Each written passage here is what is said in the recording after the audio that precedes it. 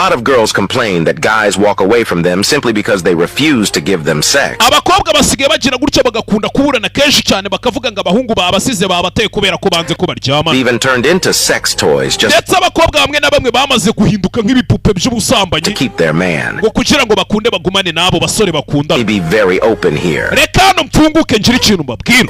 Sex might not be the reason these guys walk away. Buriya ushobora gusanga kuryamana n'umusore atari nayo mpamvu agusiga. Oya.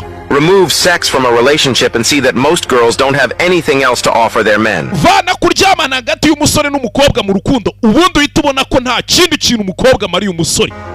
Aside from sex, uretse kuryamana n'umusore, what do you have to offer to a man? Wa mukobwa ikindi kintu ubona umariye uwo musore ni igiki? Nga nawe tubwiza ukuri. Can you support him spiritually? Byibura amufasha mu bijyanye n'umwuka gusenga. Support him physically, wamufasha mu bijyanye n'umubiri se, financially, cyangwa mu bijyanye n'ubushobozi bw'amafaranga. How about mentally? Hanyuma se mu mutwe ubona hari ikintu mumari. All you do is demand money for bags. Cyangwa icyo ushoboye ni uguhora umusaba amafaranga yo kugura amava, ibikapu, amasakame, inkweto, amatelefone, imyenda no gusohoka gusa nibyo byonyine ubona uwo musore nibyo umusaba nta kindi umumari. Making him spend unnecessarily. Ugatuma atanga amafaranga bitari ngombwa. What are you even bringing to the table?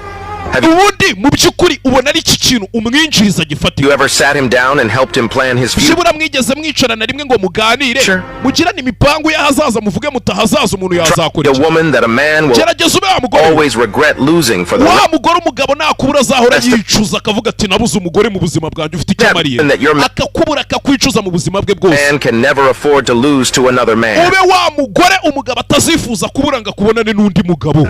Build your man to your taste. Umugire nka wa undi ushaka nyine uvuga uti nge nshaka gukundana n'umusore umeze gutya, umwubake umufate guhera hasi. Stop looking for a ready-made husband. Ureke gukomeza gushakashaka umugabo wiyubakiye ibye, wahize ibiceri bye, umeze neza. When you are not a ready-made wife. Wowe ubwawe nta kintu wigejejeho kizima gifatika. Reka ibyo bintu mubicikeho.